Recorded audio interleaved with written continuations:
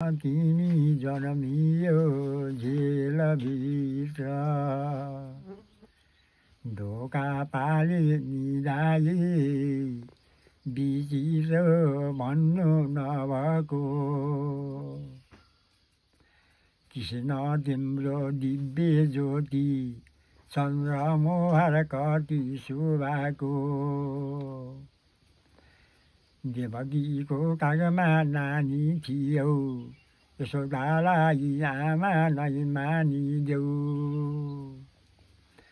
कृष्ण तिमी आफ्नी आमा देवकीका कहाँ किन नगएको सोह्रमा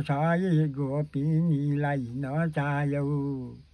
द्रौपदीको लाज तिमीले नै बचायौ सोह्रमा गोपिनीले नुहाउँदा सारी किन लुकाको आउँदैन सबै यति हो शिव शिव ओम शिव ओम शिव ओम